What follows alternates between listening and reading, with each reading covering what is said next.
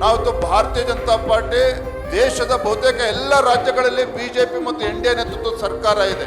ಕೇಂದ್ರದಲ್ಲಿ ನರೇಂದ್ರ ಮೋದಿಜಿ ಅಂತಕ್ಕಂಥ ಒಬ್ಬ ದಿಟ್ಟ ನಾಯಕ, ಒಬ್ಬ ಪ್ರಧಾನಮಂತ್ರಿ ದೇಶವನ್ನು ನಡೆಸ್ತಾ ಇರ್ತಕ್ಕಂಥ ಸಂದರ್ಭದಲ್ಲಿ, ನಿತಿನ್ ನಬೀನ್ ಅಂತಕ್ಕಂಥ ಒಬ್ಬ ರಾಷ್ಟ್ರೀಯ ಅಧ್ಯಕ್ಷರಾಗಿರುವಂತಹ ಸಂದರ್ಭದಲ್ಲಿ, ಅಮಿತ್ ಶಾಜಿ ಅಂತಕ್ಕಂಥ ಒಬ್ಬ ಉಕ್ಕಿನ ಮನುಷ್ಯ ಈ ದೇಶದ ಗೃಹ ಮಂತ್ರಿ ಆಗಿರುವಂತಹ ಸಂದರ್ಭದಲ್ಲಿ ನಾವಿವತ್ತು ರಾಜ್ಯದಲ್ಲಿ ಇಂಥ ಬೋಳೆ ಕಾಂಗ್ರೆಸ್ ಕಾರ್ಯಕರ್ತರಿಗೆ ಇವರ ದಬ್ಬಾಳಿಕೆಗೆ ನಾವಾಗ್ಲಿ ನಮ್ಮ ಕಾರ್ಯಕರ್ತರಾಗ್ಲಿ ಯಾರು ಕೂಡ ಅಂಜದೆ ಅಳುಕದೆ ಈ ಕಾಂಗ್ರೆಸ್ ಸರ್ಕಾರವನ್ನ ಧೂಳಿಪಟ ಮಾಡ್ತಕ್ಕಂಥ ನಿಟ್ಟಿನಲ್ಲಿ ನಮ್ಮ ಮುಂದೆ ಹೆಜ್ಜೆನ ಇಡಬೇಕಾಗ್ತದೆ.